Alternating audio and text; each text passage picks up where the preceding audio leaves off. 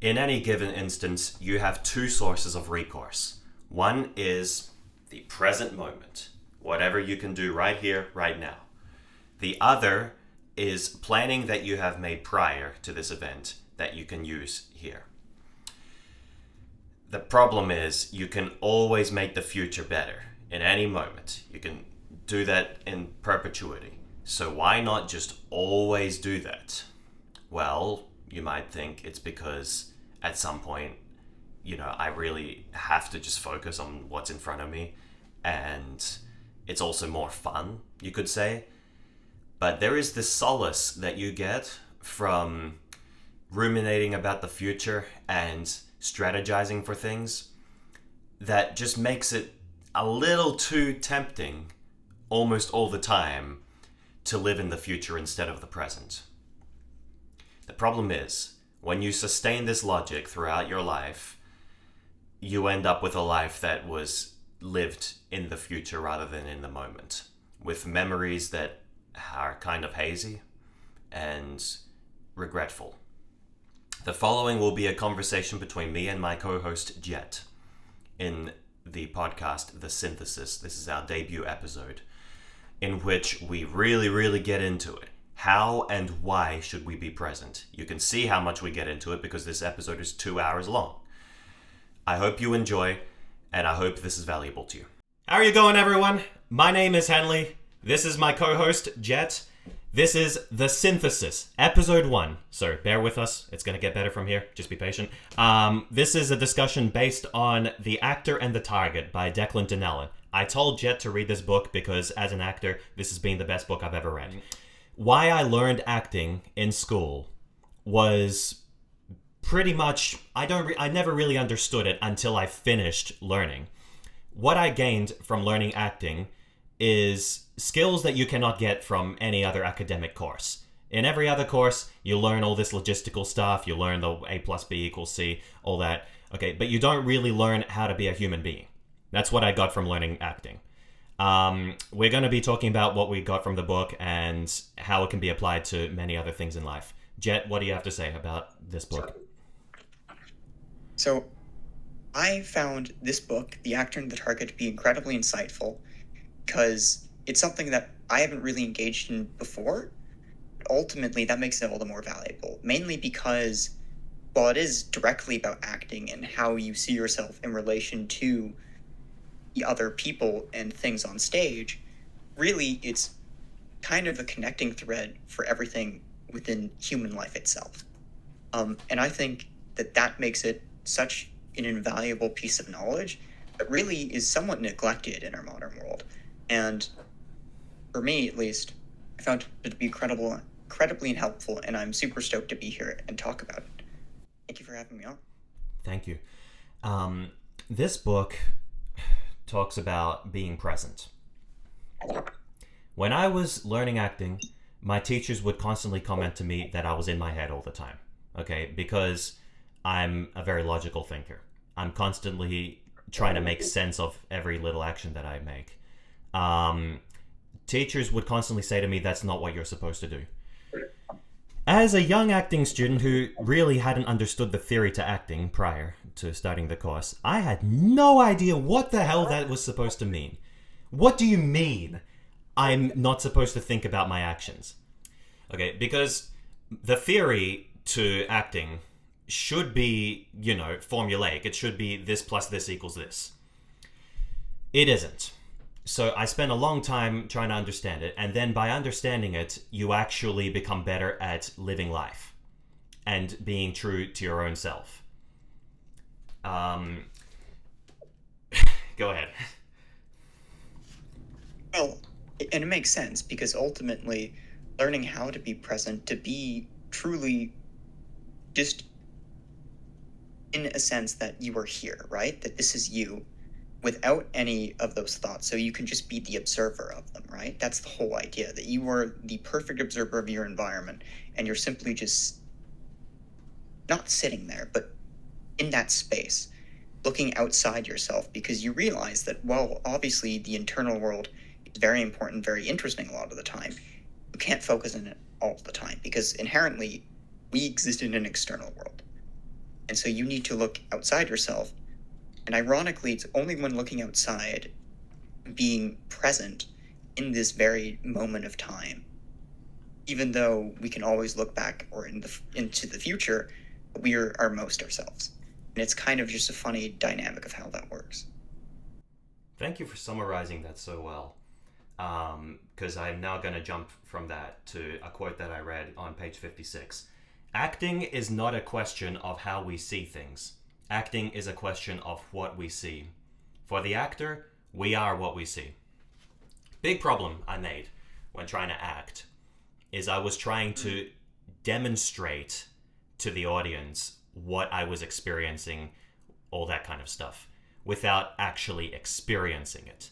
By experiencing it, that is how you evince what you're trying to communicate, essentially, as an actor. Okay, so you're basically, it is a direct test of how well you are living your life.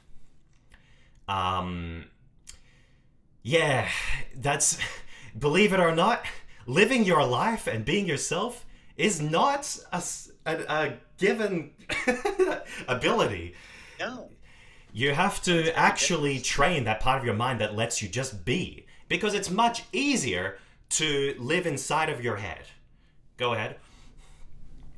Well, I agree with that. And ultimately, it's so easy, as you said, just to kind of live not only in your own head, but in fantasies as well, at least for me.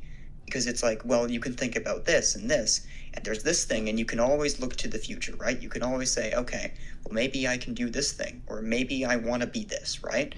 But ultimately, the only way you can actually make those real, ironically, is by grounding yourself in this kind of realm of reality, of being in the present to begin with. And that seems contradictory. It's like, how would that work? Why? Why does that make sense, right? Ultimately, it's that grounding force, right? When you put yourself in this position where you have to acknowledge, okay, I am a human being, right? I exist in this period of time, that I have, I guess, like I don't even know if soul is the right word, but at least a sense of being, right? I have a self. And that this self is ultimately what I connect to. That only when you tap into that, when you acknowledge that true presence, right? Can you actually begin to move ahead with your life in the way you want it to be, rather than just the illusions or the things that you think you should be doing. That was a lot. Yeah, I know. I can maybe summarize that a bit more concise. Yeah, go ahead.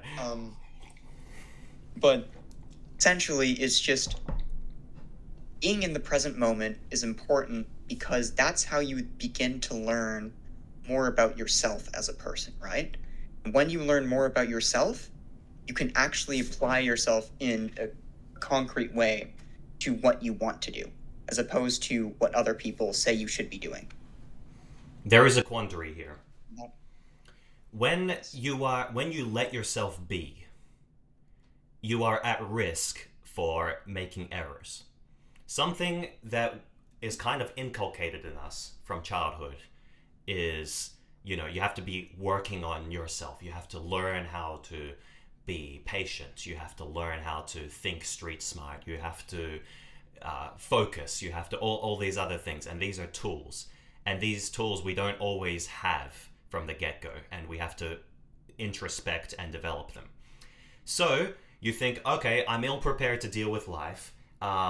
If I'm just in the present nonstop, then I'm not going to become the famous billionaire magnate that I want to become.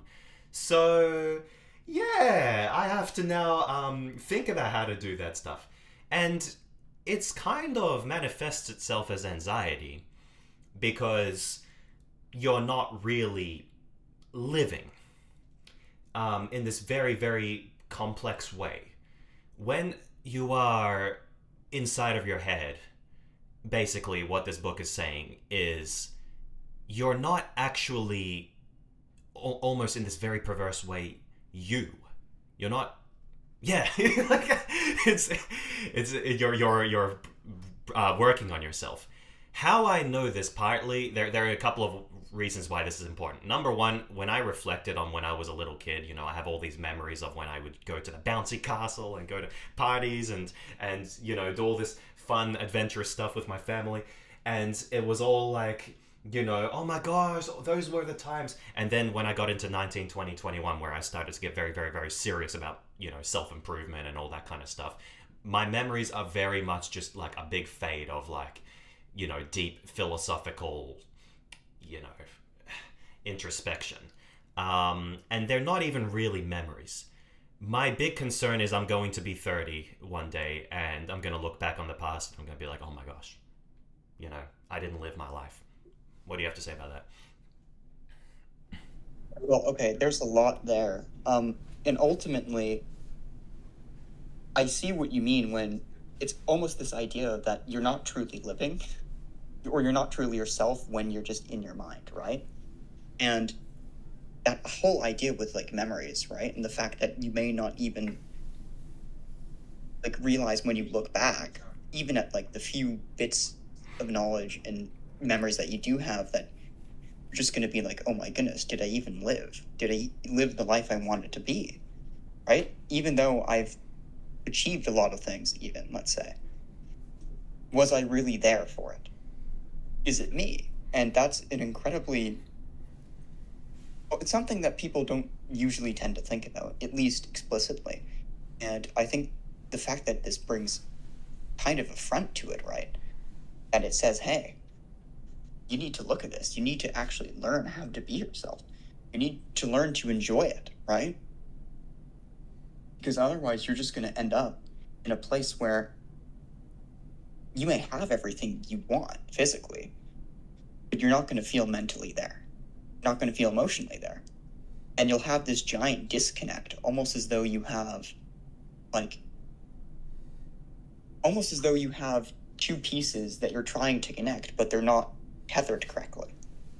And that's a big problem. So that anxiety that you mentioned, that kind of just worrying about, what am I? Where am I going to go?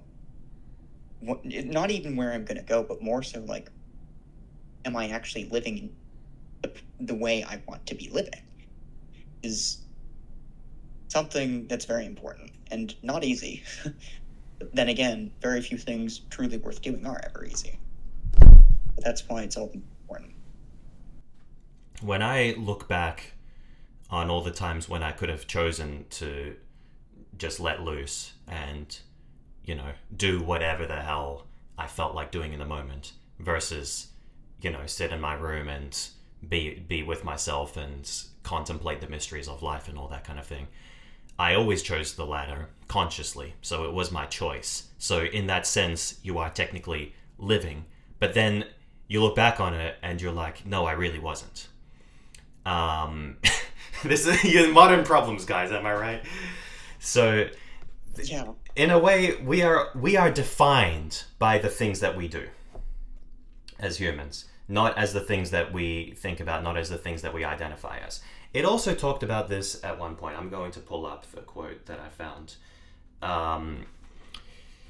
Well, there was another one. It says, it would be unwise to stop breathing because we don't understand the minutiae of respiration. When you think about it, okay, yeah, we don't. So then, why don't we just sit down and try to think about how to breathe, and then we'll figure it out, and then our breathing will be optimized, and maybe then we'll live a better or longer life. But we never ever do that, except for when we consciously think about it in that kind of way.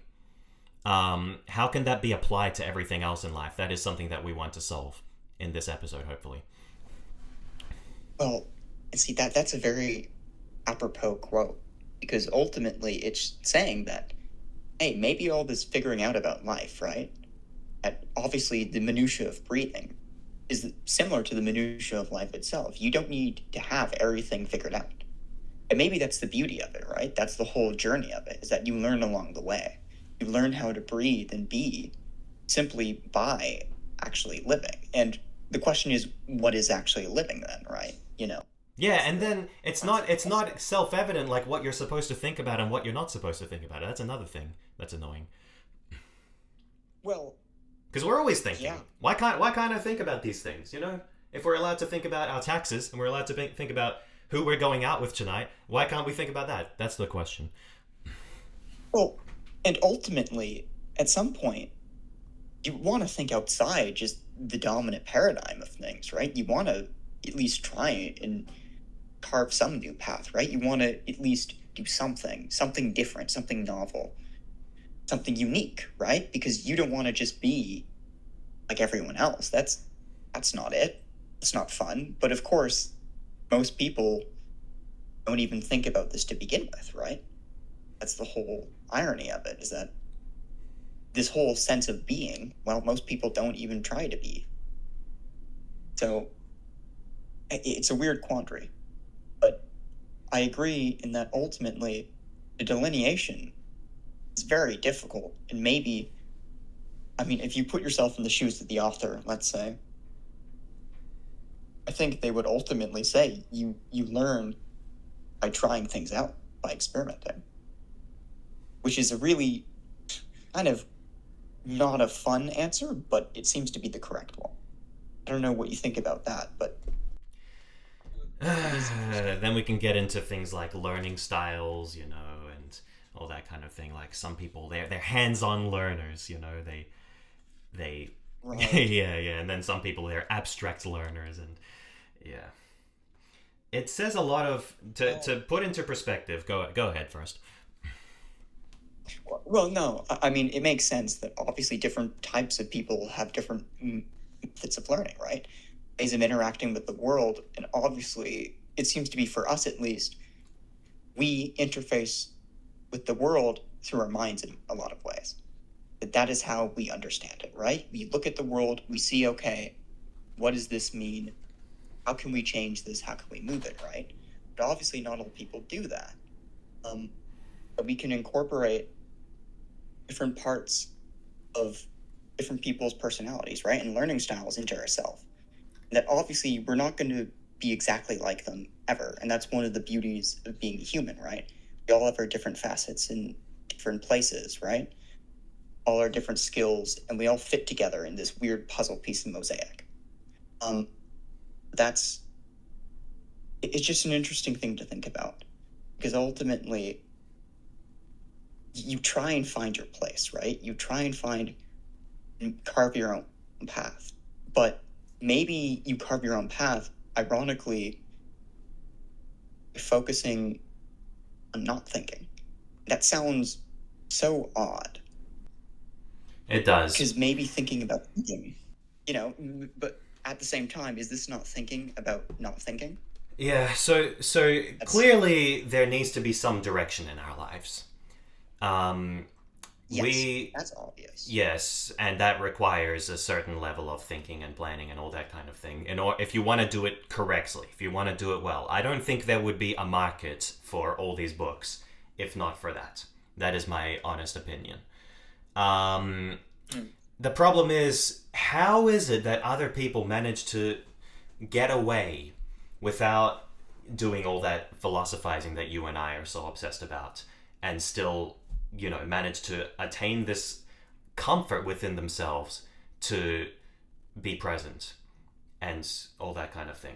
I could read a couple of things from the book that to give you a bit of context. The number of what the guy calls the spider's legs, which is the 8 different problems that people have when they're trying to act. I don't know what I'm doing. I don't know what I want. I don't know who I am. I don't know where I am. I don't know how I should move. I don't know what I should feel. I don't know what I'm saying, and I don't know what I'm playing. I don't know what I'm doing is like, it's the most ridiculous thing. I guess one answer is maybe what we are doing is not something that we can even fully understand ourselves. And because we as humans are not robots, we kind of have to accept our programming, or whatever you want to call it, and not try to manipulate it and not try to fret it with it, and then just go along with it in a way. Well, see, that's an interesting idea because I forgot who mentioned this, but there was an idea that ultimately stated that we can have a general idea, but we won't know the specifics of what we actually are doing with our lives, like what we want in its totality. So it's kind of like you kind of have to accept how it's just been given to you, right? You accept your circumstances, you accept the things you can and can't change, and go from there. And that ultimately, while you can create more narratives, you can understand more about this life, about this reality. And it's not going to be completely clear to you. You're going to have blind spots, you're going to have weaknesses. And I guess it's you try and supplement those, but ultimately, you have to be okay with the fact that you are not going to know everything. And that idea that you said that, like you don't know where you're going, well, maybe it's in some sense like this giant cosmic universe, right? We just don't know, and that we have a part to play. I don't know if this is deterministic, maybe, but even though we don't know it ourselves, everything that we're going to do has a greater role, right? It's just kind of this greater arc of ourselves. And yeah, I don't know exactly where I'm going with this other than to say that it's very interesting. And I think that ultimately we will become better by accepting the fact that we don't necessarily know every intricacy of where we're going. Maybe that is kind of this. Yeah, maybe we are going nowhere. Maybe the Albert Camus was right when he said the universe is meaningless. Well, yeah, that's the nihilistic view, right? The monster without a face, you could say. Whatever you, I think there's another word for it. Well, there's absurdism. That's the name of his philosophy, but it's this idea that meaning is self-generated, which is pretty much what I believe. Yeah, I think that's the nihilist theory, is it? Okay, we are going somewhere. We are going somewhere because it's now dawning on me that since meaning is self-generated and we can only extract meaning from a very finite amount of things on a conscious level, okay, that we don't really know what we're doing. Even if you talk to people who are really, really, really like senior and, have lived a long time, if you ask them what's the meaning of life, their answers are so preliminary. I'm not even going to lie to you. Like, they don't even know. Well, because how were we supposed to know? We're looking at this giant thing that we were just thrust in, and we're just living, and who's to say, right? Yes. What is the answer? So, which brings me to the next thing. The book is called The Actor and the Target, and the reason why it's called The Actor and the Target is because we are chasing after the target. And the target is not always going to be this hyper crazy thing. If you think about it in your day-to-day life, you call up your boys and you say, hey bro, I want to go to the club tonight and get some girls. And then he's like, yeah bro, you know what, me too. Okay, and bring your ID, we're gonna buy some drinks. And then you go and then you start dancing like stupid at the club, and then you meet a pretty girl and then you go talk to her, and then the rest is history. Okay, that's like we are these animalistic beings who are driven by these such primal desires. Okay, and similarly in acting roles, you are given a target that isn't that important. And when I was first learning to act, my professors would tell me, Henley, you're not really like, you're talking your way out of the work by asking me what the significance of this goal that you're trying to pursue is. He would say to me, I remember this one example. I hate to use the same example again, but I can't think of a better one, unfortunately. There was a scene where there was this girl at a bar, and he just simply wanted me to go up and talk to her. And when I was doing that, that's all he wanted. I had like 3 words. The words were, "Can I buy you a drink?" Those were the words. That's all he wanted me to say, and I couldn't even do it properly in a way that seems natural or believable. That's, by the way, that's how you measure how good someone's acting is how believable it is, how human it is. We will get to the human side soon, but I've wanted to say with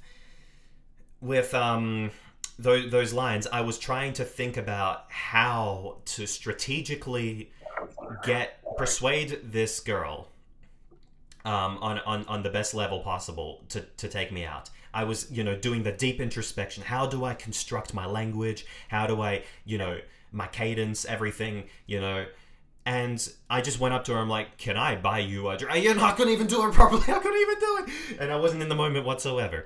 So when you remove all that stuff, all we have as human beings is our humanness, and our humanness has nothing to do with the stuff that we are thinking about in our head on that deep of a conscious level, whatever you want to call it, the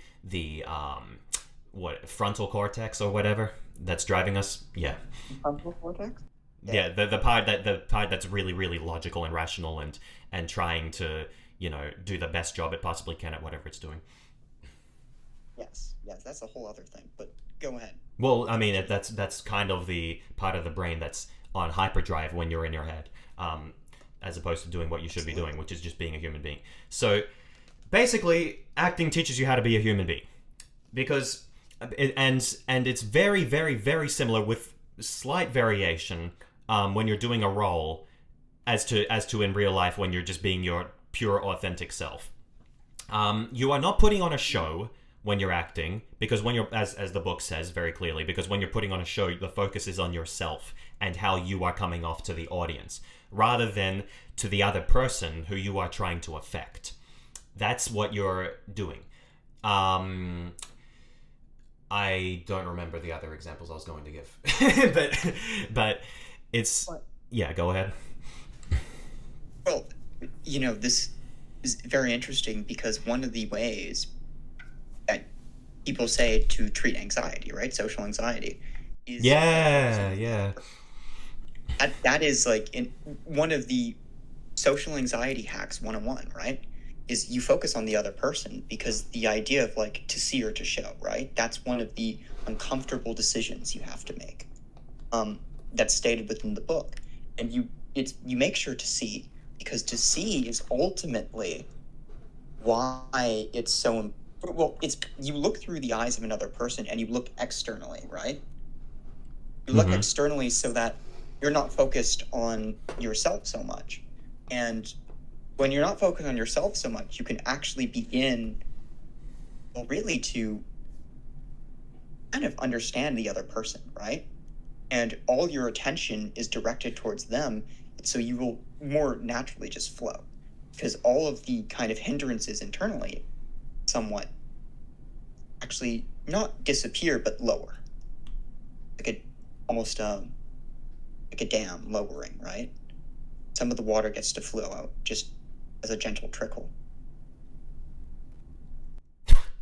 You use this such abstract language, man. I tell you. It's really something else. I'm sorry. Should I say No.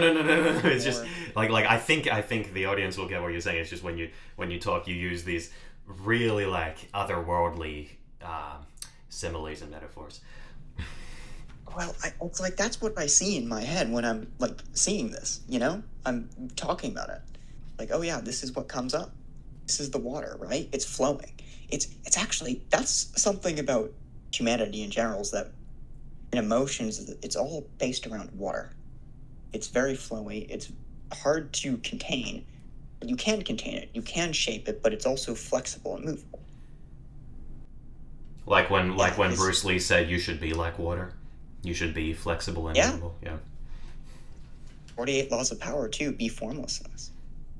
Oh, formless. Dang, I don't think I've gotten to that one yet. We will talk about the 48 laws of power one day, I think. Okay. At some point. Yes. So, in life, okay, continue. Well, actually, you can go ahead, because I was just going to come back to some of the other uncomfortable choices that are present within this book, and maybe whether we should state them, because to see or to show is a very crucial one. There's also, I mean, 6 others. That are just Yeah, there are so many others. interesting. Wait, is there somewhere I can find all the other 6, or you can just tell me? Oh, I can tell you. Mhm. I'll tell you right now. So the first one is concentration versus attention, which is to say, concentration is when you try and focus on something deliberately, whereas attention is more so just, well, it's you are just looking at something, right? You're not focusing on it. You're just being present. You're standing there, and it's a very slight distinction, right? But concentration is directed towards the self. It's again you. You're focused on something. You're focused on this. Attention is I'm focused on the. It's not I'm focused, but the other object is my. Well, could you explain the That's- psychology that happens when you're concentrating on something per se than attending to it?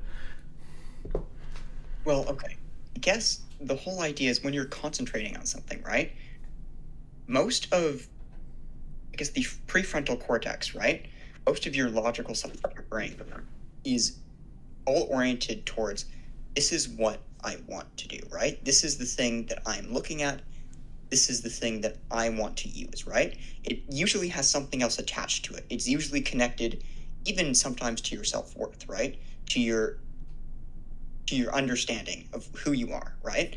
Because a lot of the time, for example, actually, when you're working on an assignment, right, and you really don't want to do it, but you have to focus on it, it is very difficult. And if you don't focus on it, if you don't get it done and don't concentrate enough, all of a sudden, internally, usually you're going to say, oh my goodness, I can't believe I didn't do that. Wow, I'm such a lazy, piece of crap or whatever. That's like a very negative example. Yeah, but of isn't that. the But- question is though? Isn't that kind of self-judgment natural though? Well, I think it is, but the difference is, though, is that maybe it shouldn't be triggered. Well, maybe that's why you do attention to begin with. Is that, yes, you're focusing on another object, but it's the object itself, not you in relation to it. I know, a very abstract idea, and I'm not exactly sure how to Yeah, do it but myself, then because it's- okay, that's the I think we're getting to the problem because isn't that level of self whatever you want to call it, a self-analysis, like kind of integral? Because I mean, if you failed a test and you're like, okay, that's a fuck up, I need to stop failing tests, then you need to stop failing tests. You know what I mean? You can't, and so you have to realize, okay, something's not right. I need to change. You know what I mean? You can't just be like, oh, okay, that's cool. That's a really interesting vibe. Failing the test. Wow, okay. I'm gonna go do another test and. Yeah, hopefully the same thing doesn't happen. Oh well, I don't. That's too cruisy to me. Well, and I think, as you said, there's a distinction. There's a line. And really, maybe the trick. Well, Oh, maybe the trick is to listen to your feelings. Like if you feel you fucked up, then you got to be like, okay, Henley, this is not a joke anymore. And then you wake up or something. that too. Let the feelings pass. Listen to them. But more so, just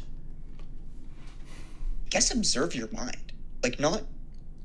It's like the whole idea is to look internally, right, for brief moments and say, is this something that I actually need to work on? Yes or no? Is this something I can control? Do I like the outcome? For the exam, right? I failed the exam. Could I have done something to get a better outcome? Yes.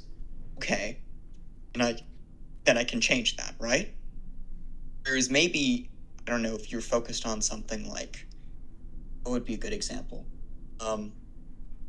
Changing the mind of someone, right? That you ultimately couldn't change their mind. You think, oh, maybe I could have done this, maybe I could have done this, but ultimately, you can't really control that so much, at least most of the time. And that's maybe where you would say, okay, yes, I feel this way. Yes, I'm disappointed, but that's not a judgment on me. That's the other person. That maybe it's the distinction then between recognizing your own control over it, but also realizing when you don't have that same tethering, right? When it's ultimately you're not the only thing in the equation, and that the attention then is when you look at that object for the object itself. That, like, this planter is the planter. This trash can is the trash can. Right? And it has no relation to me. The only relation is that I am in the space, it is in the space as well. Interesting. No, one of my acting professors, I only had her for one class because she was substituting, but the very most interesting thing she said to me, which influenced me a lot, was, when you are judging yourself, you don't grow. And I was thinking, excuse me? Like you need to realize you are fucking up in some way in order to grow. And I don't know, I just feel there is truth to that. But when you think about it, as long as you are telling yourself you're not good enough, you're not really providing the path to be better. However, it might make you aware, I guess, that you're not, but maybe being aware of that is already subliminal, and you don't really need to. You can already feel it, maybe, without doing that analysis. What do you think? Well, it's an interesting idea that you mentioned there, because I think there's a right way to do it, right? Because obviously you have to realize when you have to take accountability for yourself, right? Oh my gosh, this podcast should be named How to Become a Human Being 101. Okay, yeah, honestly. Yeah. But, you have to be responsible. But the main thing, though, is, well, because there's this whole thing, yourself, right? Your conception of who you are, who you think you are, ultimately has a bigger role on your life than we think we do. That's to say, I mean, there's even some clinical studies that have been done on this, that your conception of yourself, right, will ultimately almost become your fate, because your unconscious mind, right, kind of acts on it subliminally, and you'll naturally gravitate towards that. That's why a lot of the time you'll have people who want to, lose weight or do something like that, right? But because they believe themselves to be fat internally, they find themselves messing up, or kind of putting into these weird positions where they lose the weight and then gain it back and lose it back. It's like this rubber banding effect, right? And there's multiple reasons for that, but a decent chunk would probably be that inherently they still believe that they are that person even though they've changed. Maybe that's why, being in the moment, right, is so important, because then you can change that conception with you. I don't know. Interesting. Another thing I read from Atomic Habits by James Clear, he talks about utilizing your sense of identity in order to follow through with your plans. Say, for example, he used the example, if you're a smoker and then you're trying to quit cigarettes, you don't say to people, I'm not going to accept your cigarette because I'm trying to quit. You say, no thanks, I'm not a smoker. And somehow by having that I'm not a smoker thing instead of that conscious I'm trying to quit, you okay, I'm realizing that both the I'm not a smoker, that having that self-identity is helpful to get you there, but also the I'm trying to quit is not helpful. Because you're trying to change your state, which is another example I remember from the book. I really want to touch on real quick. Is you cannot transform into someone. You cannot. You are basically. Go ahead. That's a no. Go ahead. Well, I mean, you have to mute yourself because I could still hear myself. Yeah. When you are trying to become someone else, you're not going to succeed at doing that. That's something the book said. You cannot sit down for however many minutes or hours or days. You cannot suddenly become the person that you're trying to become. You are only you. You only have your impulses, your thoughts, your memories, your feelings, etc. And your identity is not like I mean, there is fluidity in one sense, but you can't suddenly become this new person, not without all this other stuff that is way too beyond me to even try to articulate. You know? Yes, I do. And the whole idea there, right? It's ultimately, you can't become that other person because you're not that other person. You have different experiences, different time periods, right? Ultimately, there's so many different variables that you're never going to be the exact same. The best thing you can do is give your performance for that character, right? And look through their eyes. That's why, coming back to that idea of to see or to show, right? You see through the eyes of that character. That's why I'm sure you can attest to this. Studying the character, right, that you want to play is so important. Because you can't become that character, but you can at least begin to put on the glasses of the lens that they see, right? You can say, okay, this is how that character would look at this. And then you can say, okay, I can't become that, but I can almost mimic that. Because you're seeing the same thing they're seeing. Importantly, just for people listening, it's not really mimicking. It's more nuanced than that. But just go ahead. Oh, okay.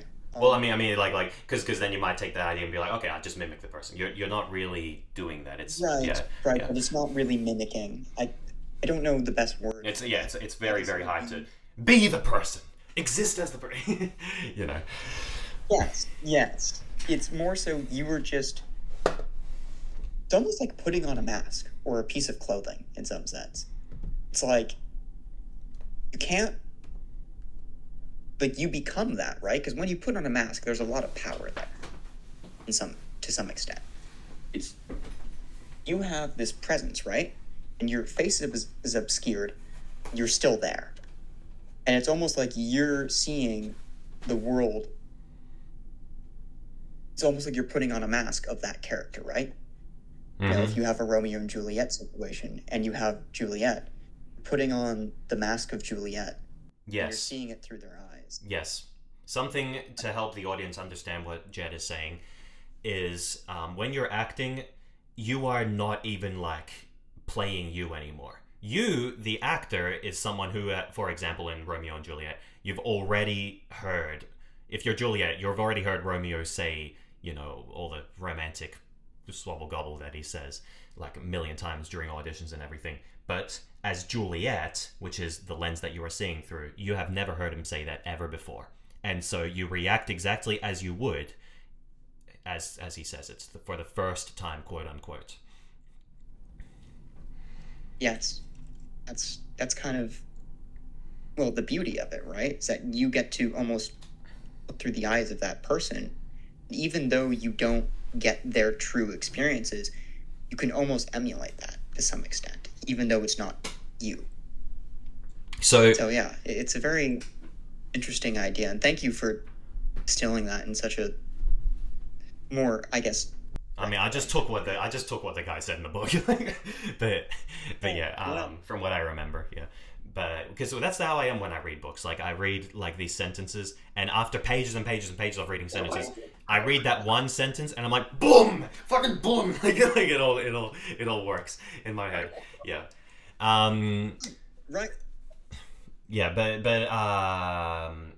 there could be maybe in real life what we do maybe is we act as many different people, and every time we go through like a mild identity change or whatever, we are still ourselves, but it's almost through kind of a different lens, depending on our circumstances. When you're an actor, basically what changes is your circumstances and the person you're interacting with, fundamentally, among other details here and there, but that's really the main gist of it. You, instead of you know, living your day-to-day life as you are, you instead become, say, for example, this 14-year-old girl who is trying to suck up to this guy, and then in the end you end up killing each other over, or killing yourselves over, but whatever. You know, you're fallen completely head over heels for this person, and you have this family that's not supportive of them, all that other stuff.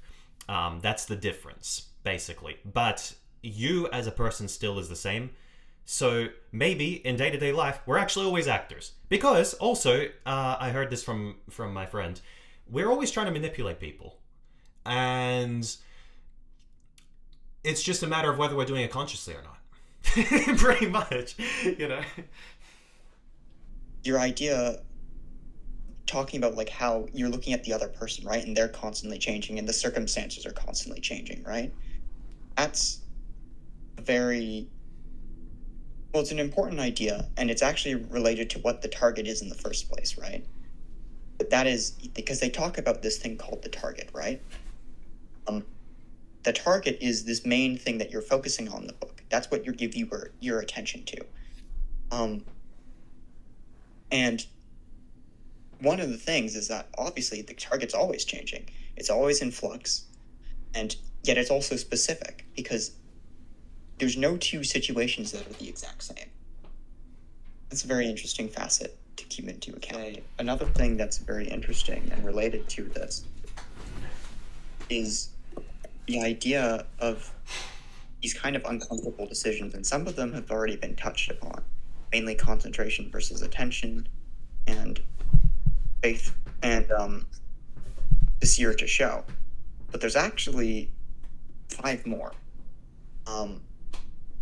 And one of the things that I think is ironically the most interesting is the idea of excitement versus life. So excitement versus life, basically, it's related to the idea that you can be excited about things, but it's still focused on you. It's your excitement, your enjoyment of the experience, right?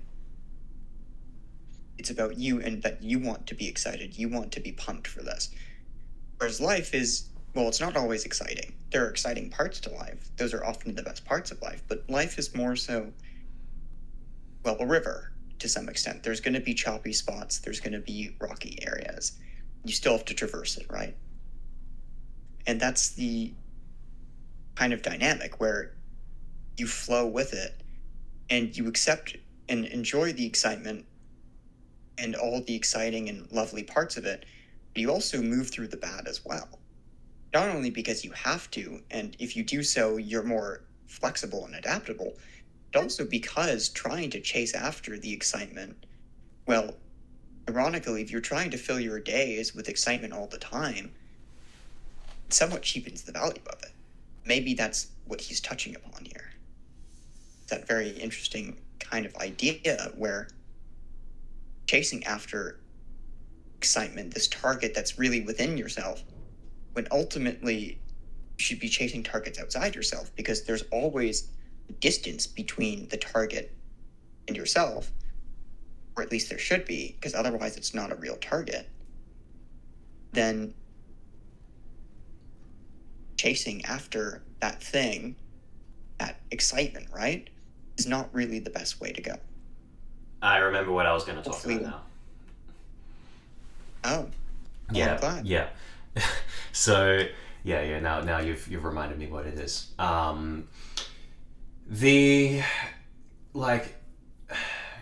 Trying to construct yourself, I think, is a big problem that human beings have.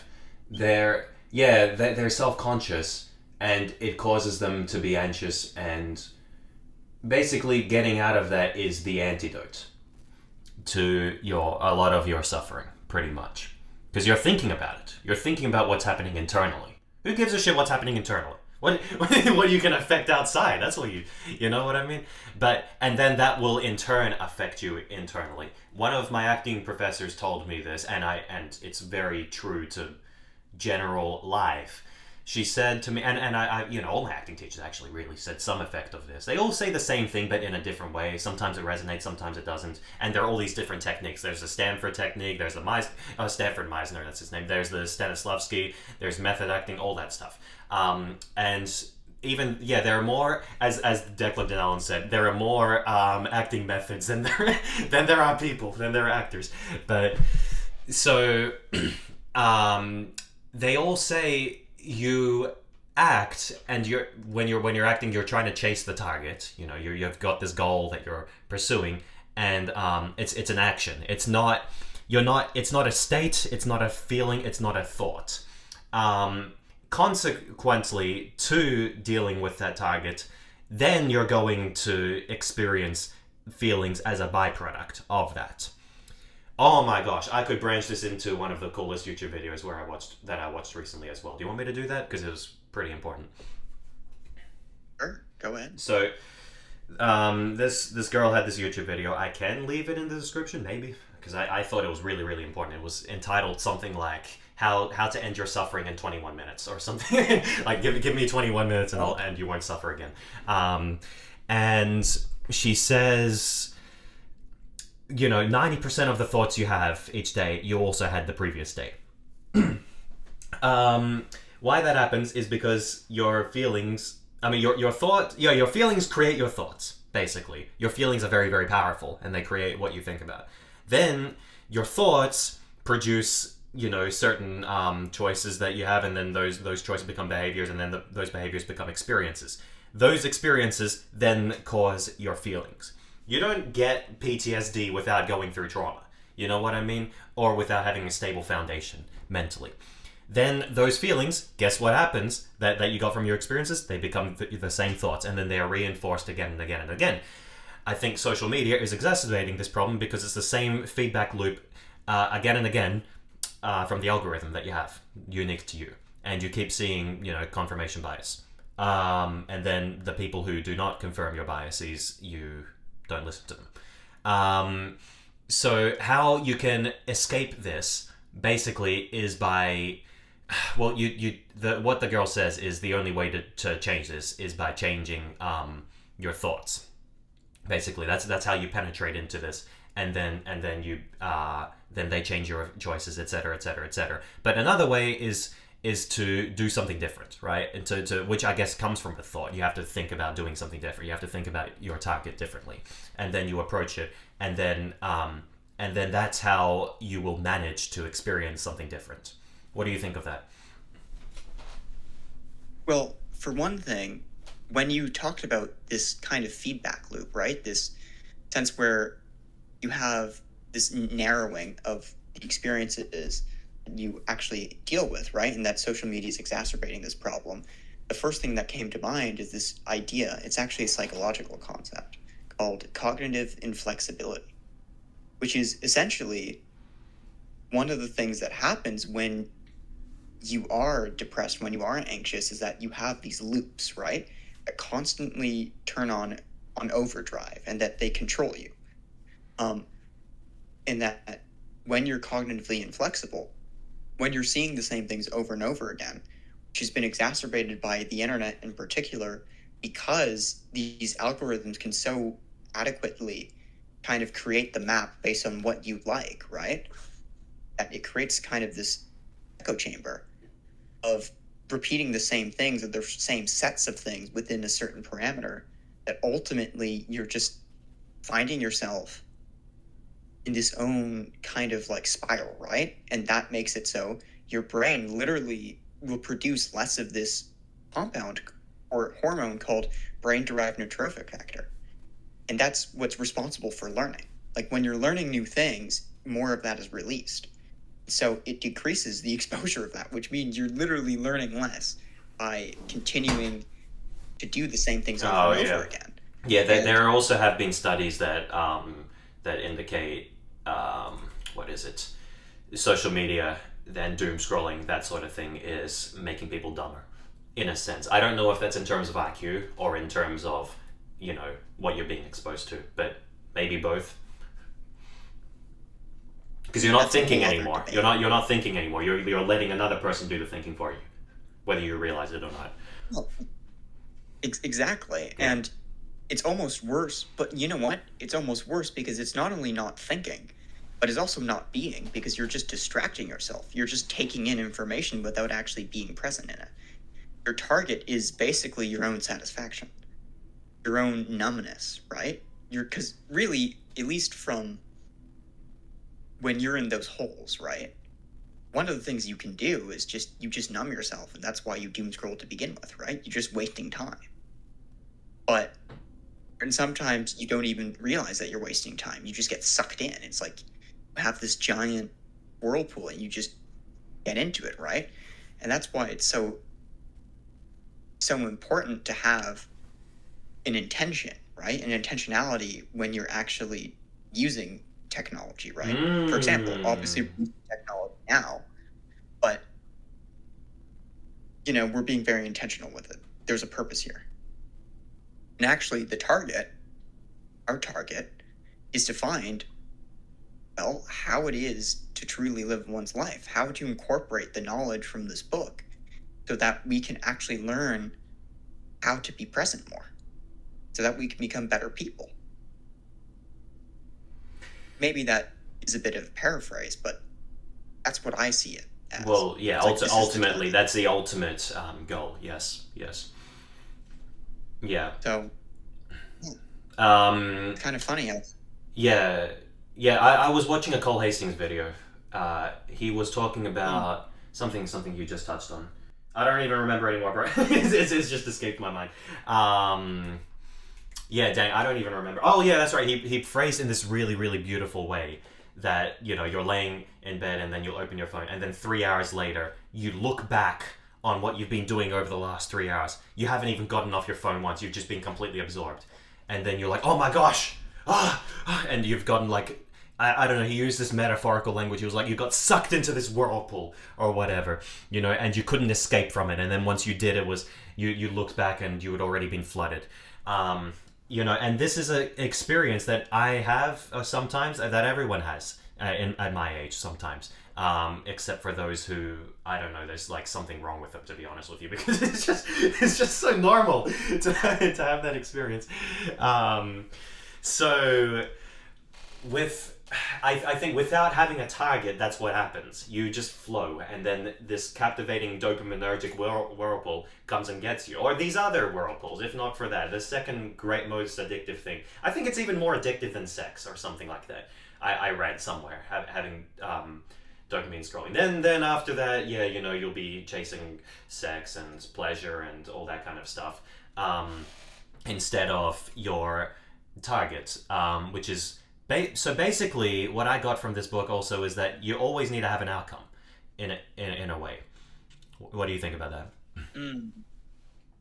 And we are like driven by the outcome in this very weird way, because the outcome, I guess, is a desire. Maybe in a way, it's like, it's a desire. You want something to be filled. The outcome isn't necessarily this really concrete thing. It could be simply like getting approval from someone, and then you'll feel good about yourself or whatever. See, yes. And it's ironic because you need an outcome. But I'd argue that the whole idea is to have an outcome, but enjoy the process along the way. It's like you need... Yeah, the process is the real fight. Yeah. Yes, the process is the fight. That's the battle. That's where you win everything. That's where you feel it. That's where you get the fight of it, right? Mm-hmm. That's the battle of the life. But if you're just fighting for the sake of fighting, well then, what are you doing, right? That's the whole thing, right? It's almost like you are in this position where you need to have something that you're looking towards, some desire, some, I guess, outcome, right? Something that you can see happening, and then move towards that and just be okay with the fact that it's going to fluctuate, that you're going to be jumping on mountains and maybe walking through quicksand, but you're still moving, right? That's the whole thing. Because as soon as you stop moving, well, you kind of stagnate and die. And maybe that's why doom scrolling is so scary, because it just sucks away that time. And that you just stay motionary. But really, you're just being pulled in. I think the author did compare, what did he say? He compared death to being blocked as an actor. Being blocked, by the way, for those listening, is terminology for when you're in your head and you're not able to freely express yourself. I don't know if I've said this episode so far, but the reason you have to express yourself as an actor is because that's how the audience empathizes with you. When you have these favorite actors, like Ryan Gosling, whoever, I don't know who y'all are laying in bed late at night fantasizing about. I don't know. When you're Emma Stone or whatever. MCU people. Who? Yeah. All the MCU people, all the Disney people, you know? Yeah. Selena Gomez. Nah, okay. When you are like thinking about these actors and like, you know, trying to emulate them in your day-to-day life, they had a profound impact on you because they basically conveyed a humanness that you can latch onto. That's what we find entertaining. That's another reason I'm not very convinced that AI is going to take over my job. Okay, for me, I'm not interested in seeing AI Margot Robbie. You know, I'm not interested in that. I'm just not. I don't care how damn realistic she is. You know, if she's not a human, she's not a human. I don't know. That's just me. I can't. Yeah. I cannot be intrigued by someone. It's a similar reason like getting an AI girlfriend. Like, I mean, as convenient as the idea is, you're not gonna do it. Not like you're not. You know, so I don't think you're going to get the what do you call it? Serotonin or whatever. I don't think you're gonna get it from watching these people. But yeah, that's kind of what I want to say. Well, on that point, with the AI, just a quick, I guess, detour. But ultimately, one of the things is that with that supply of like just cheap dopamine and serotonin, we've already know that with just the technology we have now in video games, it does run out. You become more resistant to it, which is why, I mean, you have literal disorders called like TikTok brain, you know, where you literally have the amount of dopamine receptors decrease because you're getting dopamine all the time. So it becomes harder to become happier in some sense, or you need more stimulating activities to reach the same level of pleasure. So it really is kind of damaging you in the long term. And obviously, that's a whole other thing that we could talk about, relationships and how, you know, AI girlfriends and having, I don't know, like sex robots of actors in your house. Probably. Bruh, there's no way they're doing that. Come on. Yeah, I don't know. But you're going into deep, dark territory there. But, yeah, so guys, this was all just one big segue to talking about AI sex robots that are actors. Yep. You've been hoodwinked. Mm-hmm. This is the whole... Oh, Jenna Ortega. Oh. My God. Yeah. Oh my goodness. That's the whole plan the entire time. Yeah, but other than that, though, I do think... Imagine that, though. A Jenna Ortega that will do whatever you want. All right, keep going. Oh my God. I can't imagine that, but that is not what we should be talking about. Yeah. So you were kind of just talking about this, well, sense of like, I mean, really just that presence, right? That being, that sense of like, okay, this is what we're moving towards, this is the outcome. And I think that one of the important things to keep in mind, right, is that obviously we're never going to be completely full. And that is to say, we're never going to know everything, right? We're never going to have all of the answers. Same way you're never going to know everything about the minutiae of breathing, right? But I do think it's almost like you can create frameworks, right? You can create different foundations. And that these foundations include, which are really outlined in this book, right? Because it talks about the spider's legs. So instead of the 7 legs, you have the 7 pillars, right? And these 7 pillars, which are obviously linked to the 7 uncomfortable choices, are really a way for you to be human, but ultimately a way to actually learn how to express yourself more freely. Because ironically, even though you were being a different actor, right? You're playing the role of a different person, you're still, in order to play that role effectively, right?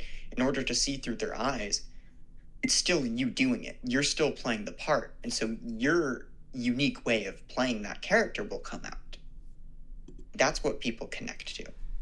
And it's obviously very difficult to do, especially because in our society today,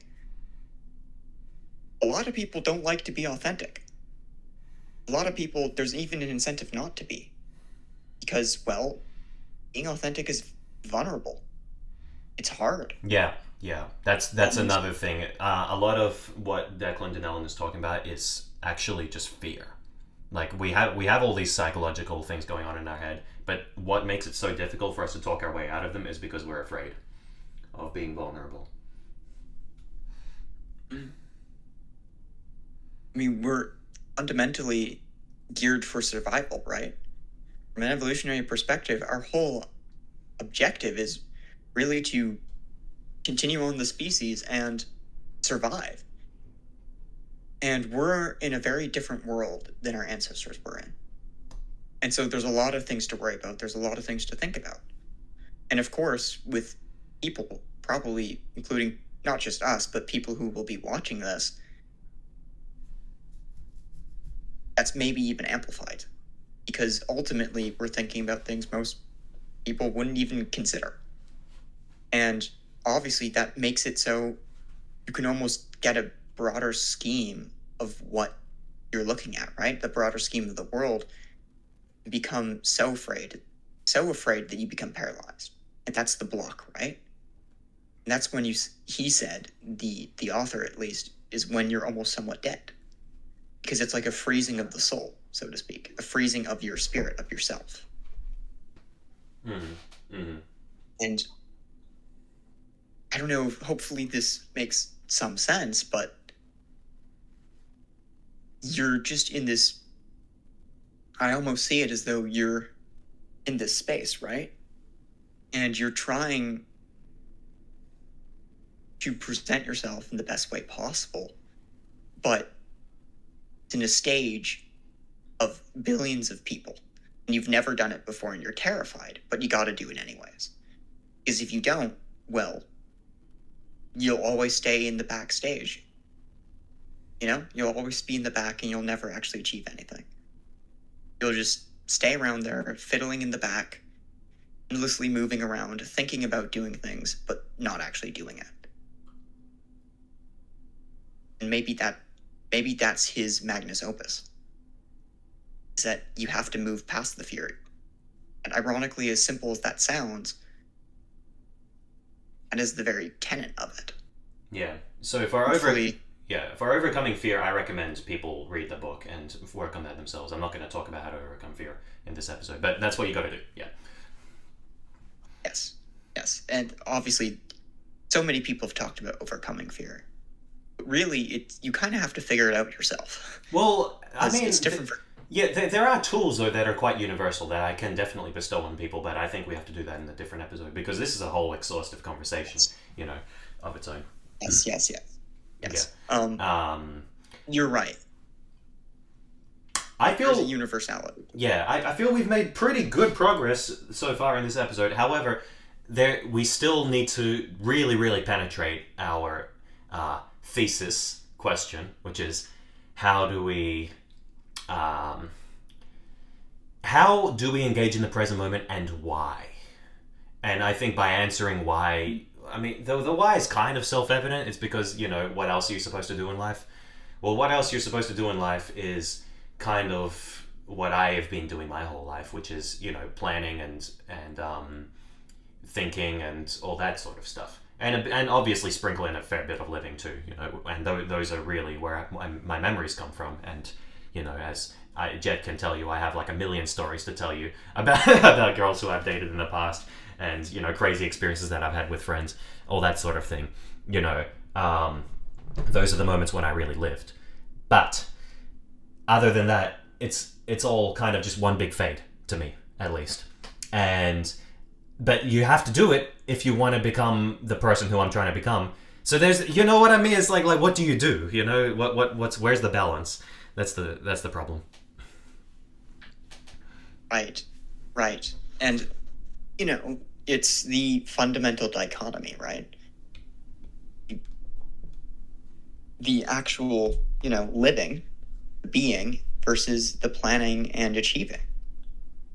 And I think ultimately, I know they're both deeply intertwined. And the why behind being present, as you said, seems somewhat self-evident, right? That ultimately, it's how you connect to yourself, it's how you connect to your emotions. And when you connect to your emotions and yourself, your path becomes maybe not clearer, but at least more self-directed. And at the same time, also, when you understand your own emotions, obviously that has a whole host of benefits, right? Because, ultimately, you can understand your emotions and you can at least modulate and acknowledge them. Well, then, you become a force to be reckoned with. That's our goal. Ultimately- That's our goal of this podcast, is to make you a force to be reckoned with. Yes.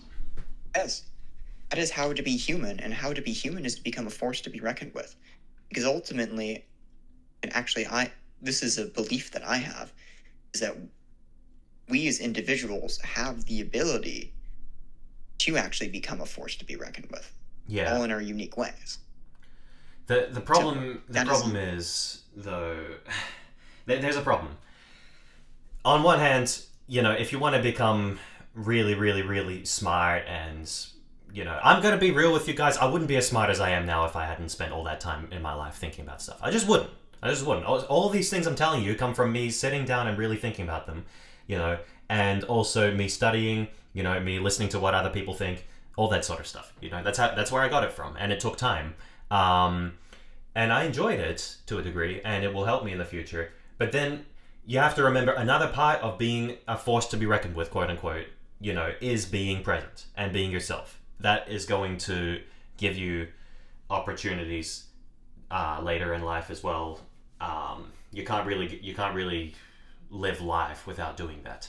That's the problem. So how do you do both at the same time, I think, is a good thing to tackle. Yeah, fundamentally.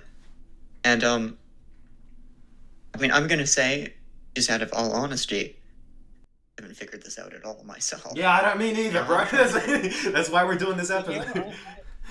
Yeah.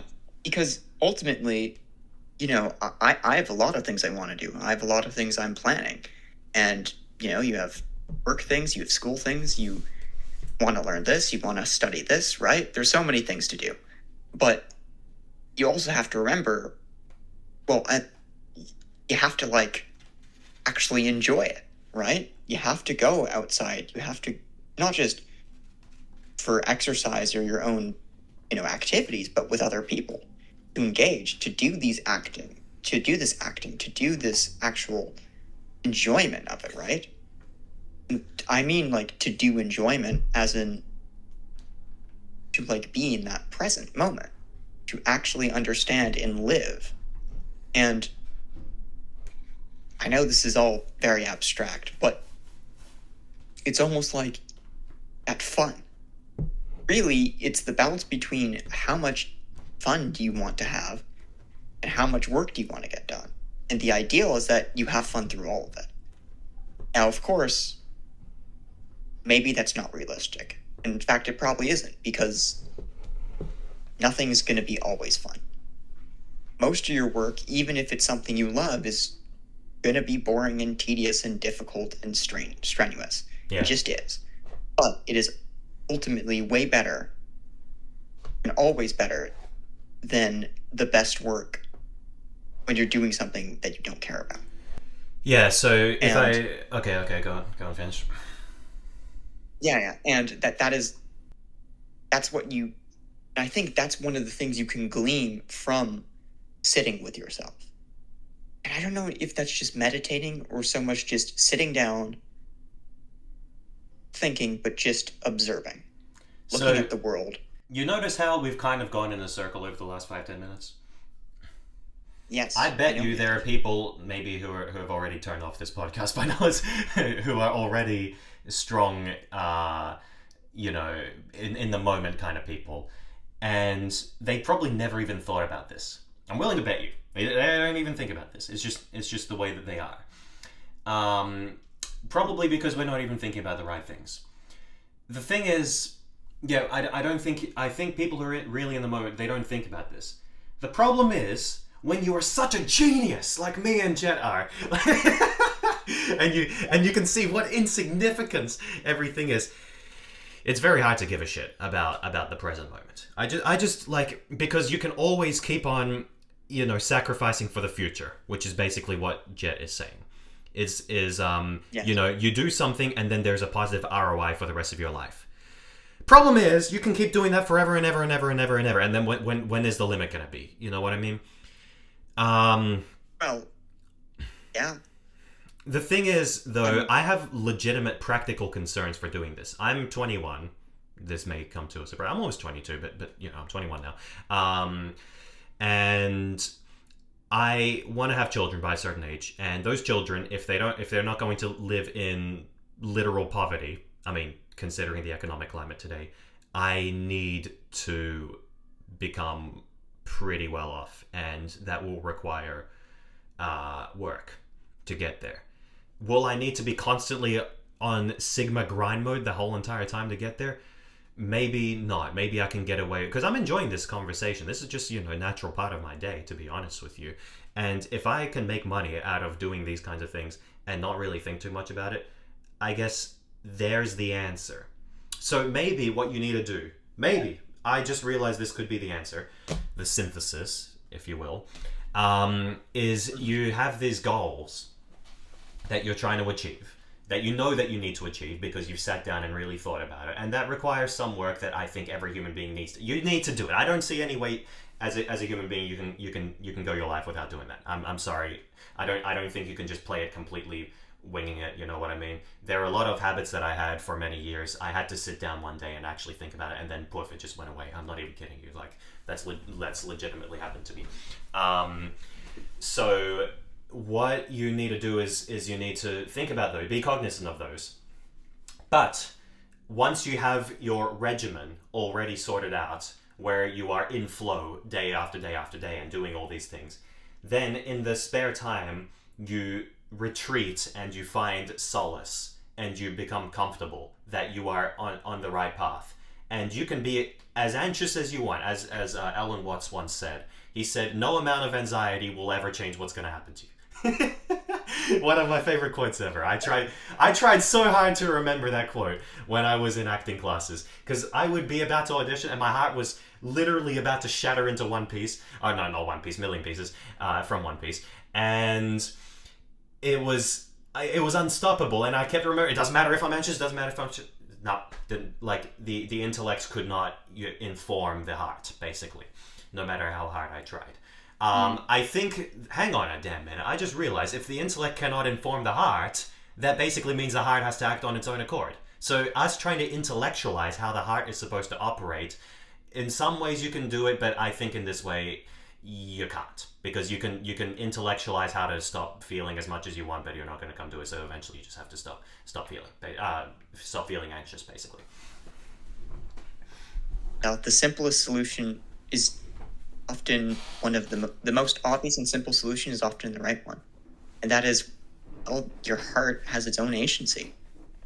That emotional aspect of you, that almost raw, primal, animalistic side, well, you can't really control it. And ultimately, it's the whole idea of the mind is an incredible servant, but a terrible master. Is that ultimately our logical thinking and rational aspect of our mind is incredible at carving the path, right? Of setting things forward, of making the plans. And it's very useful. It's why we can do some of the things that we can do as humans. It's why I can even think about, all of this, or chemistry or science, right? That's what its use is. But really, I see it as though they're both deeply intertwined. But the reason why the heart is so important is because that is where the you that is yourself is located. The true you, right? The thing that hasn't been constructed. And that you use that to construct the paths around it. It's basically, you start with the heart, move to the head. And of course, you can't do that all the time, especially, you're not naturally that way. Some people, and I know this is true for me, I'm going to listen to logic and rationality and my thoughts first before anything else. But it doesn't mean that you have to just stop it completely. That doesn't mean you just have to cut out all that feeling, because that feeling is where you are, or a large part of you is. And so you let the heart, in some situations at least, guide you to it. Because what does your heart desire? As cliche as it sounds, there's a truth to it. Hopefully, you can understand. I just realized I was thinking about that actually as you were talking. Most of the best decisions I've ever made in my life were not intellectual at all. For example, my acting degree. Do you know how I decided to pick acting? I knew I wanted to do something creative. That's another thing I wanted to say. I don't even like doing intellectual stuff that much. I don't even like I just do it because I think it's important. And then I guess I get dopamine from knowing that I'm doing something important. But as something I want to do as a lifelong career, I'm not interested in becoming scientific or whatever. I just want to act and do creative stuff. That's my real passion. So that's why it's really painful for me to not be able to be present. But I can't do it because I don't think it's important enough. Yeah, all these other things. So when I was applying for my acting school, it was a creative school in general, 40 different creative programs. I simply went and I asked my parents, what should I major in? What should my entire school curriculum revolve around? They said to me, do acting. I gave it no thought. I simply clicked acting, next page of questions. I didn't look back. And then I committed to a 3-year-long, I was transitioning, transferring school, a 3-year-long program with acting as the core of it. And I don't have any regrets doing that at all, and I'm actually happy that I did it. And maybe if I'd gone with what I intellectually thought would have been better, which was probably like jewelry or something, I wouldn't have enjoyed that. Even if it might have been in some certain particular aspects better, it's not what you want to do. It's not what your heart really is trying to do. Yeah. Well, and it's funny that you mention that some of those best decisions, if not the best decisions, are made just without thought. Because ultimately, as you said, acting, right? Something they're also the most fun decisions as well, but yeah. Right. Well, obviously it's a balance, it's a mix, but true. The most enjoyable things I find doing are imagining things, right? Writing, creating, drawing things, different science fiction fantasy novels, different monsters and creatures, right? Which for me is kind of like my acting in some way. It's obviously not a substitute for acting. Acting's super fun, but that's that creative idea, right? It's that wellspring. And it is a kind of thing that we are deeply connected to. And obviously I enjoy the intellectual side of things too. Really, you kind of have to, there's a reason why we, I think as humans, have this natural desire for creativity and being present in the moment. And that's because we are that. That is our essence, is to be in the present moment, to understand and feel, right? Because we're living creatures. We want to create. And you don't want to just be a consumer. And of course,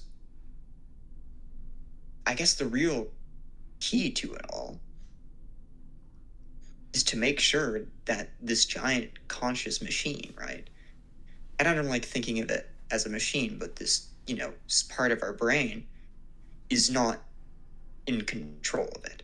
They're not the overbearing parent, right? They're just the aid. And it's difficult to do, obviously. Maybe there's a way to implement it, and I'm curious how you think maybe we could go forward with that. We'll get there. I'm going to first go into another good reason why life is about values. Okay, you look at chess. All right, like people who are really intellectual, they love chess because it's a way to test their ability to strategize. Okay, and then at the end of playing the game, you get this feeling that, oh, look how I outwitted the other player, basically. Look how I saw things that they didn't see. Okay, there is no upper limit to how good you can get in chess. You can play as many chess games as you want. You can always get better, unless they somehow construct a robot that is better than literally anything imaginable. But yeah, so to the degree that you're not there, you are technically insufficient. I think Magnus Carlsen probably couldn't beat that robot because, yeah, I don't think he could do it. And so it's like, when is it enough, for the intellect? It's like you can know everything in the world, but then once you do know everything in the world, how is that going to in some aspects it's instrumental to making certain right decisions. Dang, that's a trippy ass thought. Because, how much is that even going to help your life when you really think about it? Like, if you become, as smart as ChatGPT, how happy are you going to be then? It's like... Well, yeah. Because the whole adventure of life, there always needs to be a target, and then you don't have a target anymore. If you're not there, and then there's nothing to chase after because you already have this comfort within yourself that you can achieve everything. The whole mystery of traveling to foreign countries and trying new things is that it's new to you, and it's something that you still have to explore. And so, yeah, and then that it's basically robbed from you if you suddenly inherit expertise in everything. So, whereas feelings, on the other hand, and like you said, creating poetry and songs and creating art in general, the kinds of feelings you can get are inarticulable, and they actually make you feel. And feelings, basically, in my opinion, are why we live. Ultimately, the reason we're being logical is so that we can chase this high, dopamine at the end of the day and make our however millions of dollars and then retire in a villa in Monaco and smoke cigars or whatever. It's basically what we're trying to do. Yeah. Well, the big thing, though, there's so many things that I thought of when you said that. They're all integrally connected. Is it ultimately that idea that if you learn everything, right? If you just became ChatGPT and had all the knowledge in the world, right? It's almost like you would just become boring, right? Because there's nothing to chase after. You already know everything. You know you can achieve it. And so that fire under you almost dissipates. And in some sense, when you said that the intellect is kind of this never-ending chase, right? It's kind of related to this idea of nihilism in some sense, where it's always moving, always growing to no end. And for what? What's the point? Sure, you could say, rationalize, oh, it's so I can get more money. Oh, it's so I can do this. Oh, it's so I can do that, right? But really, you're just intellectualizing for the sake of intellectualizing. That's obviously, a little bit ironic here because that's kind of what we're doing. But we're at least trying to figure out some way. Yeah, I think our intellectualizing in this conversation is very, very justified. I mean, come on. What conversation gets more important than this one? Oh, there aren't any. This is, well, I mean, for as much as it is... Dude, I'm hands down, this is one of the most important conversations I've ever had. I'm going to be real. Yeah. Oh, of course, because, I mean, this is has the not only capability, but the high likelihood that it will change the trajectory of where we are going. Yes. That is an incredibly important thing. Yeah. I mean, you're leading things through time, right? And oh my goodness, we just weaved this whole new thing based on this conversation. And that's an incredible thing to think of. Actually, that's wild, because you're right. This is a very important conversation.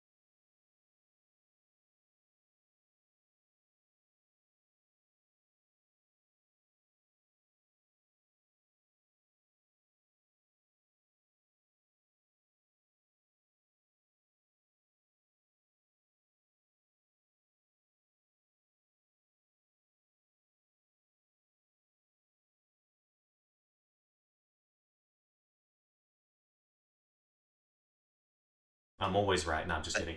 So Yes. when we were, I don't anticipate I'm going to change much, except that I'm going to integrate this, I guess you can say, contentment with the here and now.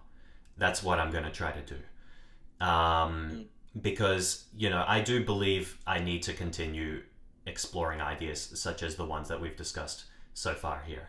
I'm sorry, they're just too damn important. They're just too important to me. And also on top of that, I don't necessarily regret them all the time. Sometimes I regret it, but also I don't always have anything better to do anyway, to be honest with you. Because like when you go out and do stuff, it's kind of just dopaminergic a lot of time. But yeah, talking to me is a big debate in my head. Go ahead. Well, I mean, yeah, this has its time and place, right? Obviously, we're dedicating time to a very important question here, and to think about this is, I would argue, still important because you're trying to figure out, well, how to live your life. What's the plan, right? Where are we going? And ultimately, you could argue that some of this conversation is not really, not only not discussed, but actively discouraged in our modern society as a whole. Because, of course, this is a very low dopamine-based video you're going to be watching too, right? So there's a lot to process here. And yeah, you do need to be following along. That's the problem, and that's why not as many people watch this video as they should. No, but more people should watch it because, well, most people don't like to think very much, and that is a scary thing. And of course, you could argue everyone has their role, right? And there is wisdom in not thinking as much. Absolutely. However, there's also a lot of issues that arise from that as well. It's not a one-to-one, right? And that's what makes it so difficult, is that you can't just give up thinking. You can't just give up living and feeling. Yeah. Gotta do both. And really, I guess the main thing that I'm going to incorporate from this conversation is to make sure that I dedicate at least a bit of my time to actually just being present, to connect with myself, and then actually, hey, you know what? I want to do that fun thing, so I'm going to do that fun thing. There you go. Mm-hmm. And just have a bit more of that spontaneity in it. That little zest of life. Yeah. What else is there to discuss? I think we got the gist of it. But yeah, we obviously got the gist of it. I'm just trying to see if there's anything else. Ooh. We pretty much covered why. Pretty much, I think. I think we just got to get into how. Yeah. Well, and really, read the book. If you haven't been convinced to read the book already, please read the book. Yeah, the book definitely goes worth through your how. The time. book goes through how. Yeah, and you can just translate Yeah, it into real life. Yeah, and I guess if you want to learn more, aside from just reading, I'll give you a quick synopsis of the 7 uncomfortable choices Sure. and what a target actually entails. So, 7 uncomfortable choices. One is concentration versus attention. Other is faith versus certainty, which is where ultimately you can never be certain of everything that's going to happen. You can't control everything. The other is freedom versus independence, where you want to be free because independence is, again, focused on yourself. It's how you are free in relation to everything else as opposed to actually being free. And you have creativity versus Okay, curiosity. wait. First, can you explain how to achieve faith? And how to achieve, freedom Oh my god, that faith. and independence. That's a whole other can of worms. Because that's another question, right? I think that faith, really, is kind of similar to what being in the present moment is. It's when you realize, well, because ultimately we have faith every day that we're going to wake up, right? Because you could have so many things happen to you in your sleep. You could die in your sleep. You know? Boom.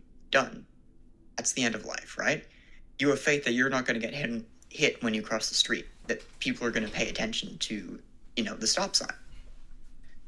That's that whole idea. So it's kind of like now you just have to apply it to not everything, but this idea that, well, you can't control it all. And that you have to be okay with that, and that's not an easy thing to do. I just realized something. Maybe maybe faith is the ultimate state that we're trying to get to. I think it is. Yeah. What we're talking about is having that enough comfort that you do not need to think, and that will optimize your future. That you do not do that. And the only way you can get there is by having faith that will be the case, which is unfortunately not how I have lived most of my life. So getting rid of that anxiety, is what we're trying to do. And I believe that you achieve that by doing the work that I already outlined, which is getting rid of, deciding this is it. This is the level of self-satisfaction that I want to get to. Okay, if you're a more determined person like I am, then you're going to spend more time doing that, but that's okay because the reward is supposedly there. And then once you are doing the right things day to day that will assure that you will get there, then you spend the rest of the time chilling out. Or living in the moment, quote unquote. Whether you want to call that chilling out or whatever is up to you. Also saves you stress as well, which is important. Good way to leave some brain room for yourself. Yeah. Well, because if you're constantly stressed, not only do you damage your body, but you damage your mind. Yeah. Inherently, you're just going to be more clouded. I think it becomes pathological. Yes, it does. I know for certainty it can become pathological. Oh, you have lived experience of that, not to get too personal. Oh, yeah. Yeah, no, I have lived experience where you were so anxious, so worried about something that you just don't sleep for a long time. And you don't sleep for a long time. You've gone through that? For days on end. For days on end, and you just like, oh my goodness. No. You're telling me you've gone through that before? Oh, yeah. Wow. 100%. I have all these other friends. They tell me the same thing. They say they've they've had this problem or whatever, and then they don't sleep for however many hours, and I'm like, bro, what? I mean, it got so bad. I was so anxious, right? So worried about doing everything. And I still did well in school. I still did exercise. I still did everything, right? Because you just had to keep going. But I was constantly sleep deprived. And that's not a fun state to be in. Okay. Not a fun state to be in. Okay. Let me ask you a very, very deep, perhaps personal question. When you are thinking about those things, why do you... this is going to be really weird. I'm not just asking why do you care so much, but what is it that triggers you to have so much care in this that you are willing to sacrifice basically your equanimity for it? I think so this is going to sound strange, but ironically, I think the thoughts are so powerful, they're so overwhelming, right? That it starts to generate experiences, right? Actions and experiences, and those experiences then become feelings. And because those thoughts are so oftentimes negative, because they're usually negative, so powerful, the emotional well it creates, like it's almost like you're poisoning the water, right? You're polluting the water. And now that creative wellspring that usually can generate incredible scenes in your mind, right? Now it becomes nightmares constantly. And that is not fun. Not fun. And so it's like you have a deep emotional connection to it. So you're constantly frightened. And it's like, I need to get out of here. I need to do stuff. I need to keep moving. I can't sleep. No. I gotta write. And that's why I started writing, ironically. Because I was just not sleeping, so I started writing in the middle of the night. Some of the thoughts, because at least I could make stories out of them. Yeah. Stories out of the night. That's actually a large reason why I started writing as well. Yeah. Is because there are these psychological problems that you start to get when you are strong enough thinker like you and I are, and they are so harrowing. You're just like, no, like it's not yeah, you can slide it. It's like, no, that's not a choice, okay, and it shouldn't be a choice for anyone. So I'm getting rid of them, and you write a whole book about how to get rid of them, Yeah. I mean, and this is a whole other conversation that we can have at a future date. Mm-hmm. But how much of our actions, how much of our desires, how much of the need to actually improve and change and do something with our lives comes from those initial periods of just misery. Be brutally honest. I think a lot more than I would like to admit. Yes and no. Yeah, but don't worry, guys. We are dedicated to finding solutions to all of these problems. Our philosophy is that our mind is the thing that we have control over, not other things. Which ties into what I'm going to say to you, which is you can't control anything. So how do you accept that you can't control anything? Well, do you have control that you can't control anything? No, you don't. So you might as well just get over it. The problem is... That's the thing, right? Yeah, when you think about it, on a very, very practical level, in your life, you are going to have a million problems. It's just problem after problem after problem. Life is one never-ending problem. Every day, the only reason I'm not at 100 in my emotions is because there are problems, that I am cognizant of constantly. I might as well just completely forget about that. I mean, I will remember. Yeah, okay. It is making so much sense to me. Oh my gosh, this is like mass illumination right now. Okay, I am aware that there are things that are less than ideal that I will work towards changing. I don't need to, obsess over them in order for me to remind myself that they are problems. So the thing is, in the world, there are, there are school shootings, there are narcissists, there are horrible things everywhere, every day, ubiquitously, never ending. Now, does that mean that you need to think about them? No, you decide what you focus on. You can decide to think there's this 1 in a million chance that my plane is going to crash once it flies in the air, or you could just forget about it. Hey guys, have you ever tried not giving a shit? Try not giving a shit today. $9.99. It's like that's my prescription for you guys. Not giving a fuck. Yeah, I read that book as well. I have to read that because I have not read it yet. Is it Yeah. worth it?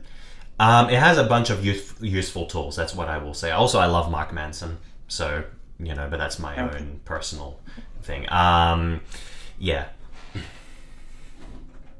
Yeah, but there you go. I mean, I guess maybe to recap, right? It's really the important thing is it's always a balance, right? So you have to have a general outcome of where you're going, but enjoy the moment of it. And understand that you have to be present at sometimes so you can actually connect with yourself and learn. Right, because the book is called The Actor and the Target, so there's a target, and you have to have it, right, in order for you to be able Yes. to enjoy the moment. But once you have the target, you just enjoy the moment. What the hell else are you meant to do? That is it. Yep, there you guys go. That's the synthesis. But I mean, obviously it's more complicated than that. But now one thing that he does go into in the book for curating the target is you need to develop a personal connection to it, and that's some invisible work, as he coins it in the book, that you have to do, and then the target will become more alive, and then you will pursue it. That's something that we do in day-to-day life as well for the things that we value. Yeah. Right. And obviously it makes sense that, well, yeah, I mean, you do that in day-to-day life because, well, you need to understand that, right? You need to actually, well, you need to be present with yourself and truly kind of move, right? And I know that's a weird thing to say, but really it is kind of this idea where you're just, okay, I'm just going to let myself follow the thread, right? Follow the road. And I don't know what's going to happen along this road. I at least know I'm at least focused on, I have my attention on this target outside of me. And that your target, right? You get to make the target. But how the target impacts you, you don't control. That's the trick of it. You have to have faith that it's going to work out. Or it's not even. I don't even think you need to have faith that it's gonna. Because to be honest with you, faith is blind. You just Of course. accept you have to accept that it might not happen. I think a lot of people, and this was a problem with me when I was younger. Oh, now we're gonna have to get into a whole loophole. When I was younger, I suffered a lot, guys. It was all because of coffee, which I drank before this episode. In case you can't tell, that's why I'm talking so damn quickly. But which I won't be in the future. But when it makes me depressed when I have it regularly enough. And it makes me really, really anxious, and basically I can't accept reality. And so that's partly, actually not partly, very much why I got into all this hyper intellectual stuff. It was to basically dig and escape out of it. Okay, I've reached a satisfactory point now, in my opinion, and now I need to basically get rid of my anxiety and just use all the reasons that we discussed in this video as excuses to stop being anxious. I think we have many, many excuses. And reasons to not be anxious anymore after this. They all amalgamated together to produce this, whatever you want to call it. What was I going to say? So I guess accepting the reality is kind of a different job, maybe? But again, it's kind of like, it's not self-evident because you don't really have a choice. So how do you not accept it? It's kind of like what the guy was saying in the book. It's like trying to be present is like trying. You're already present. There's no such thing as trying to be present. You can't. So when you're trying to be present, you're not present anymore because you're trying to induce a state that isn't reality or the natural state of things. Yeah. So how can we connect this book, Jet, to accepting your reality and thereby having faith that it's okay? Well, I guess you just have to, honestly, I think you just have to occasionally set aside a few days and literally just sit down and start to write some things and just try and figure out a lot about yourself, right? Try and figure out, okay, what is it that I want to change? What is it I want? What is it that I'm thinking about, right? And actually look objectively at yourself and then say, okay, now do I actually live the life I want to live? And if not, well, implement those changes, but really, you actually have to think about just being, well, being present, right? You just sit down, you meditate, and you think about that. Mm-hmm. And I know that that's not, an easy thing to do, but, well, you kind of have to. And it's like, okay, then what do you mean you kind of have to? But you do, right? It's just this, yeah. I don't know exactly, other than just to say. Yeah, I think it might be a little bit beyond our pay grade, because I in theory, in pure theory, everything that we've talked about in this episode should be enough to basically get you going and not in your head. But there probably are additional coping mechanisms, or whatever you want to call them, to fully becoming contented about life, that will be discussed probably quite exhaustively in other episodes that we do. I would encourage, if you've made it this far, and if hopefully enough of you have, you can start talking about whether you, in the comments section, whether you have anxiety persisting even subsequently to watching this, and then what you are doing to overcome it. If you've made any progress, if you're stuck, we can come and help you. We can all help each other out in that manner. Sounds good? Sounds good. I am open to, obviously, having an interplay with people in the comment section. And I look forward to seeing what you guys think about it, especially if you've made it this far. Okay. For watching. Yeah. It sounds like thank you for watching, and it sounds like a bunch of people have entered your classroom now. Yeah. So, yeah. I think we will end the episode here.